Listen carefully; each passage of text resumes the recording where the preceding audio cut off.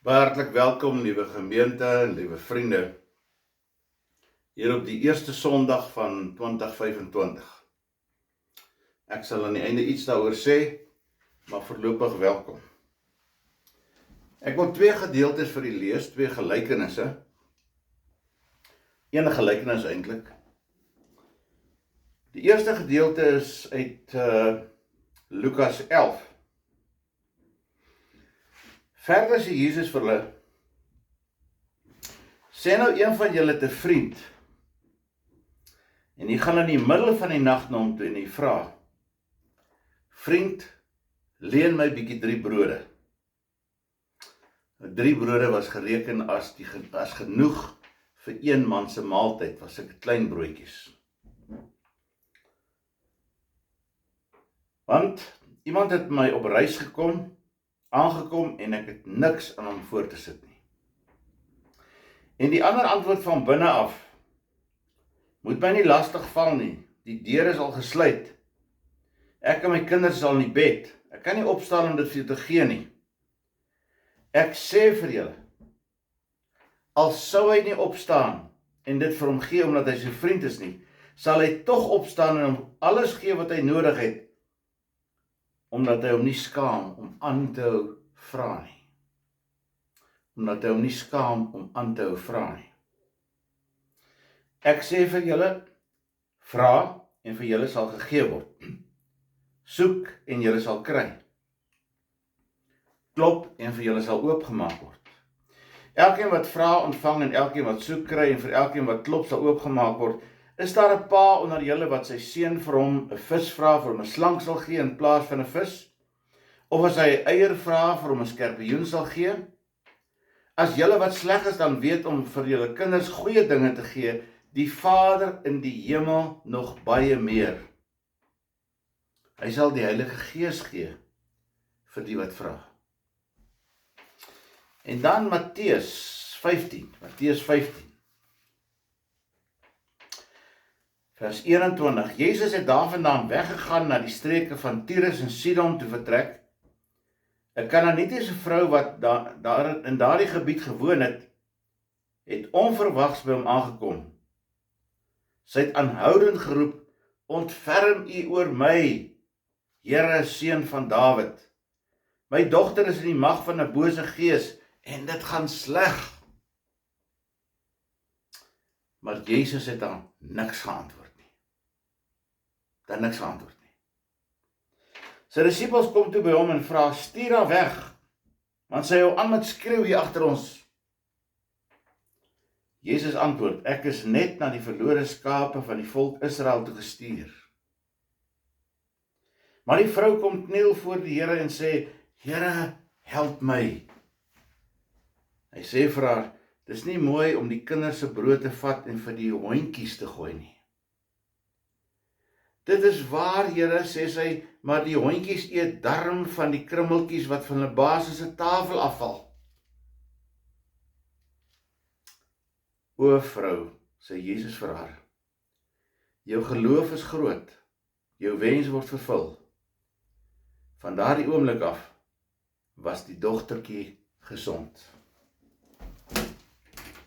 Ek wil hê met die eerste gelykenis wat ek gelees het, dat u self bietjie moet indink op 2 maniere in die gelykenisse. Sê nou maar, u is in daai huisie, hier aan die kant van die meer van Galilea, sulke wit gewaste huisies. 1 slaapkamer, klein venstertjies ter wille van veiligheid, 1 deur, die deur is gegrendel. Hulle het destyds groot families gehad, pa, ma, miskien 8 kinders. Die 10 van julle lê in die huisie is, in die middel van die nag, ma het uiteindelik al die kinders tot bedaring gebring, almal slaap, ma slaap, pa slaap, dis rustig. Môre is nog 'n werksdag.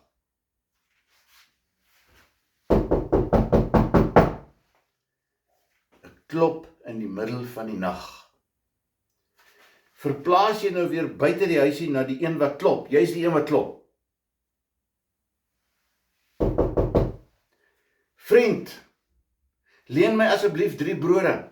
'n vriend het by my aangekom, en ek wil vir hom 3 brode gee. 3 brode is gelykstaande aan die maaltyd van 1 mens, klein broodjies. 4 keer gebruik jy die woordjie, dat jy 'n vriend het aangekom. Jy's desperaat, jy wil 'n bietjie brood hê.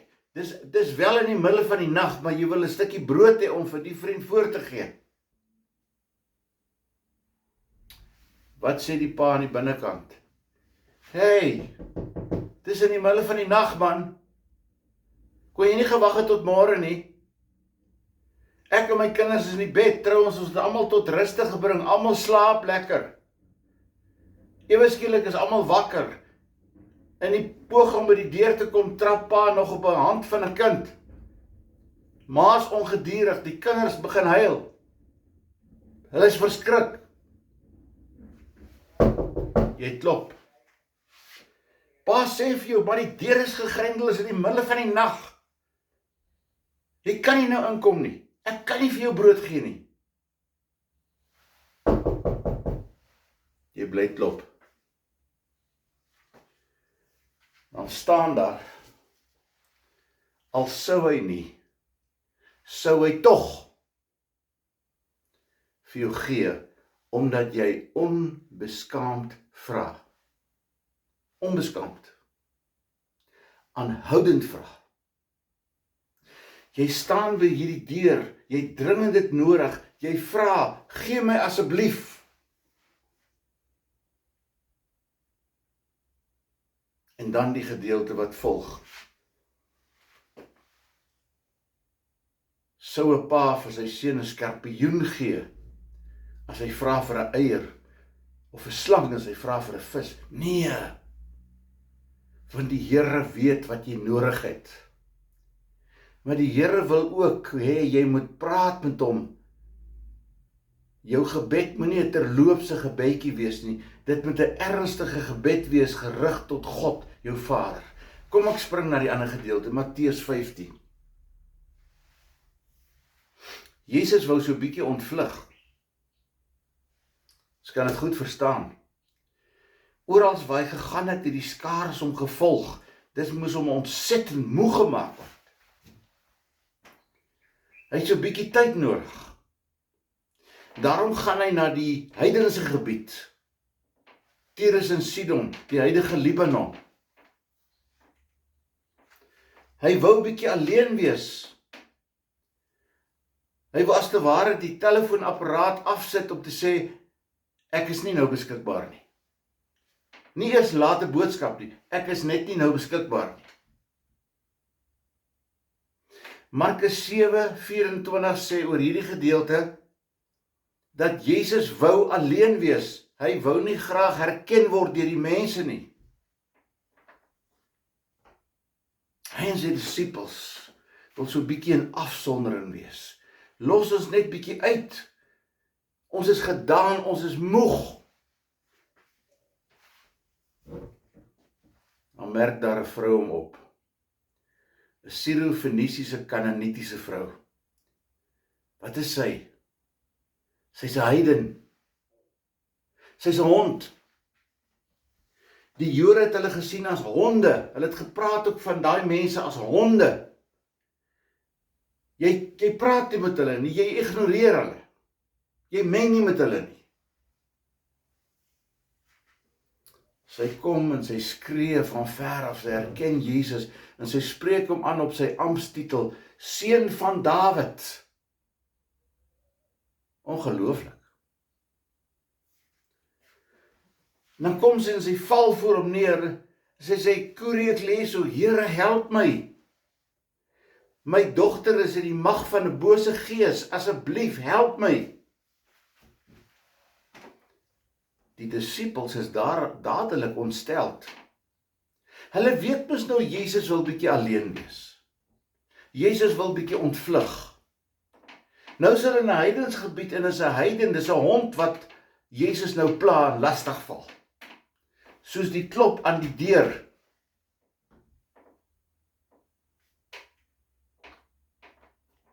En Jesus luister eintlik in 'n sekere sin na die disippels, want hy sê vir haar, Dis nie mooi om die brood van die kindertjies te vat en vir die hondjies te gee nie. Jy hoor die verkleinwoord, hondjies te gee nie. Dit is 'n klare teken van sagtheid, maar is 'n ferm bevel, is nie mooi. Is nie mooi, mevrou, om die brood van die kinders te vat en vir die hondjies te gooi. Wat Jesus daarmee bedoel is, hy moet eers gaan sterf aan die kruis vir die Joodse volk. Daarna, nadat hy gesterf het en opgestaan, dan gaan die evangelie uit na alle volke en alle tale en alle mense. Mevrou, wag bietjie. Ek moet eers aan die kruis gaan sterf. Wag so bietjie jou tyd af. Ek kan jou nie nou help nie. Jy's voorbarig. Jy's 'n hond.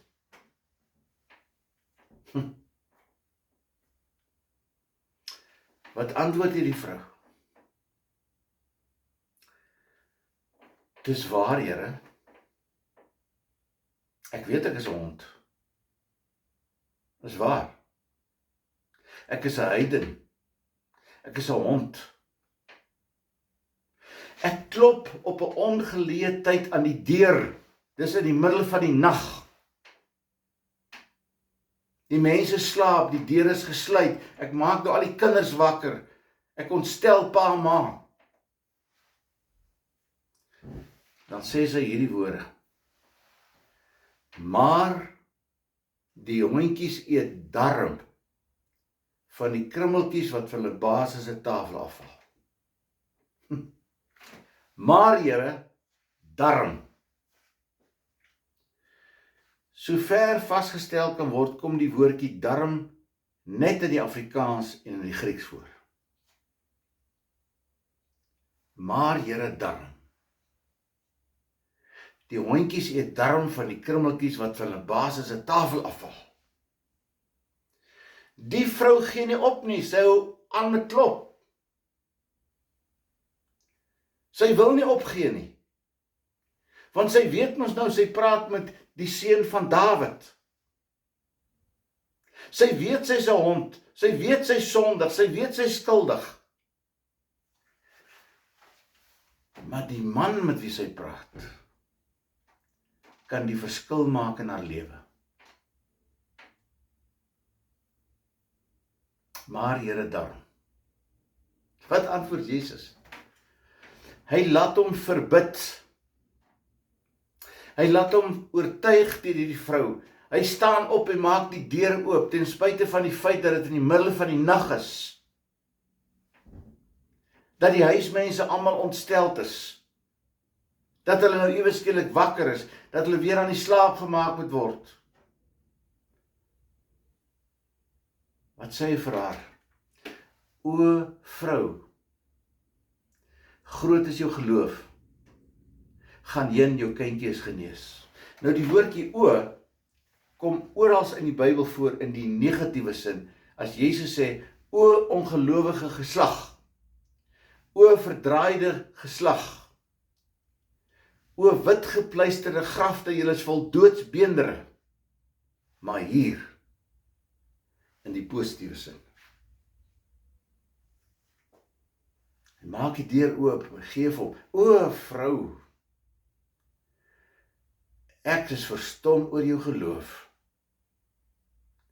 gaan heen, jou kindjie is genees.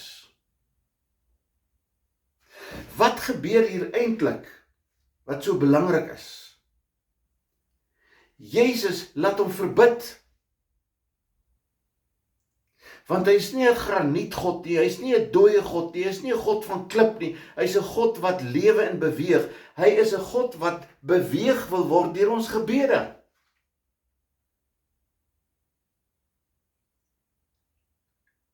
O vrou, groot is jou geloof. Gaan heen. Daar's waarskynlik baie grafstene van onverhoorde gebede langs ons almal se lewenspad, né? Gebede wat nie verhoor is nie. Maar daar's nooit 'n gebed wat God nie hoor nie. En God hoor ook daai eina en amen. Hy hoor ook die geklop aan die deur in die middel van die nag. Want hy sluimer of slaap nooit nie. Hy is altyd gereed om na jou te luister. So as hy hom verbid, beteken dit die ding, hy weet, hy moet eers aan die kruis gaan sterf en daarna sal die evangelie versprei word na alle volke en alle tale en alle nasies. Maar wat doen hy? Hy gee vir haar, hoor mooi, genade vooruit. Hy gee vir haar genade asof hy reeds aan die kruis gesterf het. Besef jy dit? Dis mense kop kan dit amper nie verstaan nie.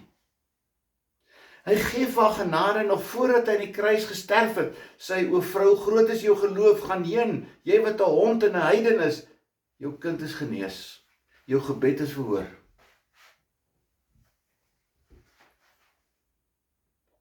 Dis die wonderlike ding met die klop aan die deur. Met die vrou wat aanhou.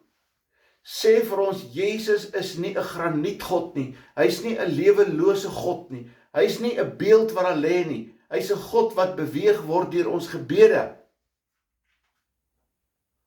Andrew Murray het gesê, die manier waarop God gekies het dat ons met hom moet praat, is deur middel van gebed.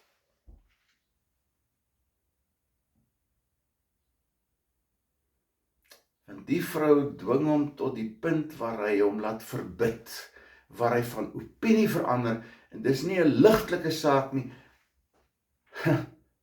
Hy sal solank aan die kruis vir haar gaan sterf, sodat sy vergifnis kry. Genade vooruit.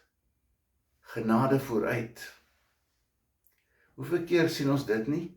Dat die Here genade vooruit gee nie? Dat die Here verlossing vooruit gee nie? Beteken wat daar nog 'n ongelowige mens is wat met die Here praat en die Here red daai persoon. Die Here gee genade. Die Here betoon sy liefde en sy vergifnis. Ek wil 2 dinge vir u sê vir 2025. En die eerste ding is, u moet rekening hou in u gebedslewe, in die daaglikse lewe, dat u te maak het met 'n lewende God. 'n God wat beweeg wil word deur jou en my gebede. 'n God wat hom laat verbid, wat van opinie kan verander. Dis 'n lewende God. Tweedens, moet u weet hoe belangrik gebed is. Dis die manier wat God gekies het ons met hom te praat. Kan ek eerlik vir jouself vra, watter erns maak jy met jou gebede? Is jou gebede 'n rympie wat jy aframmel, so terloopse gesprek met die Here? So vinnig net hier, vinnig sê, Here help vandag en wees met dit en dat en so aan. Jy weet, as die swaalkies oor jou kop vlieg, moet jy oppas dat hulle nie jou kop 'n genes maak nie. Daarom pas op vir hierdie terloopse, toevallige gebede, net so bietjie wanneer daar krisis of nood is, want dan maak jy mos nou van die Here 'n spaarwiel. En daarom wil ek pleit dat ek en jy in 2025 sal erns maak met ons gebede, waar ons bid vir ons en vir onsself en ons medemens en vir ons kerk en vir ons land, want God is 'n lewende God. Hy kan van opinie verander. Hy's veranderbaar deur ons gebede. Besef jy wat 'n geweldige krag het die gebed? Want gebed is die manier wat jy direk met God praat. En God sluimer of slaap nie. God is nie meer die God wat net aan die kant is, wat eers aan die kruis moet sterf nie. Hy het reeds gesterf. Hy het opgestaan, hy lewe. Hy is beskikbaar om die gebede te verhoor van alle mense.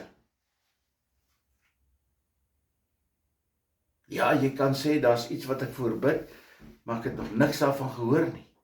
Dan is daar 'n verskil tussen bid en wens. As ek wens vir 'n nuwe kar of 'n Bosveldplaas, dan is dit 'n wens. 'n Gebed is iets anderste. Gebed is wanneer ek bid dat die Here my lewe verander. Dat die Here die lewe van my kind moet verander. Dat die Here sal ingryp in wat in hierdie land van ons gebeur. Maar wat doen ons? Ag, dis in elk geval so korrup. Dis in elk geval so gemors. Ek wil nie eens daaroor praat nie. Die gebed van 'n gelowige in die Bybel het groot krag. Die gebed van 'n gelowige kan dinge verander. Kan die klop veroorsaak dat die deur oopgemaak word. Dat daar 3 brode gegee word. Dat my kind verlos word uit die mag van die bose.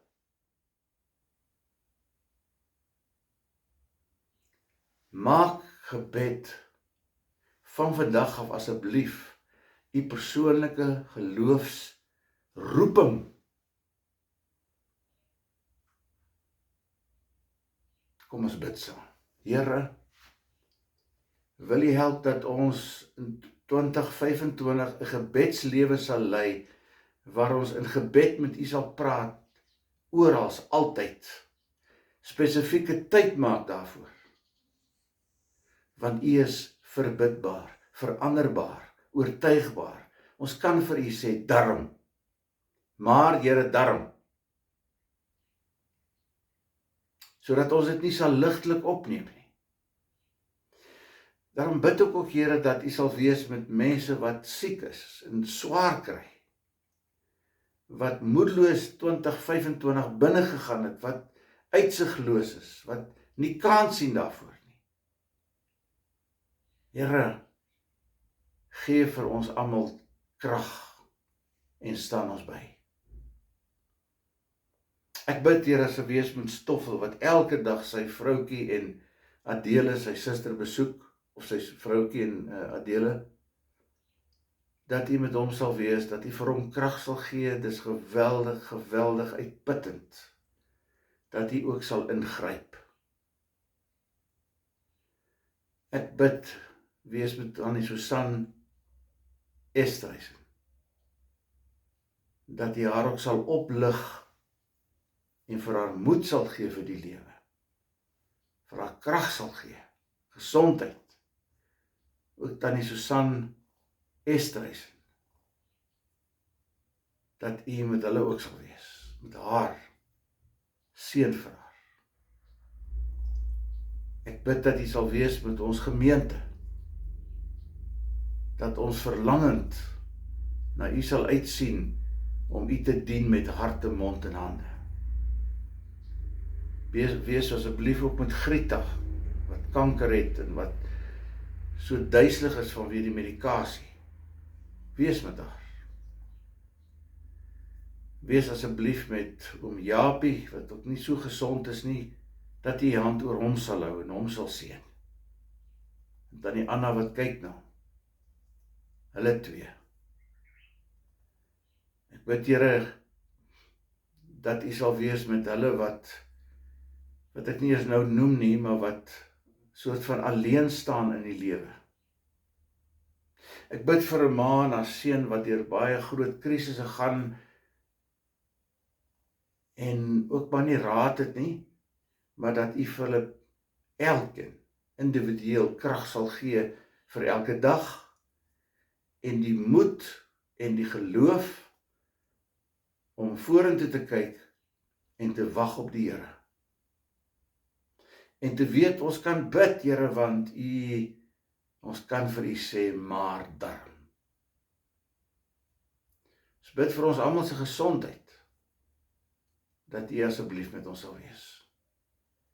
En vergewe ons sondes in Jesus naam. Amen. Ontvang met biddende harte die seën van die Here. Mag die genade van ons Here Jesus Christus en die liefde van God met jou wees in 2025. dat jy so bewus sal wees van God se liefde en sy teenwoordigheid, dat jy 'n gebedslewe sal lei, waar jy die Here sal aanroep, dag en nag. Waar jy sal weet, jy kan vir die Here sê, maar darm. En hy vir jou kan sê, o, groot is jou geloof. Amen. Mag het 'n mooi dag, mooi week, en 'n baie mooi, geseënde, gelukkige jaar vir elkeen van julle wees. Kom ons maak dit 'n gebedsjaar. Totsiens.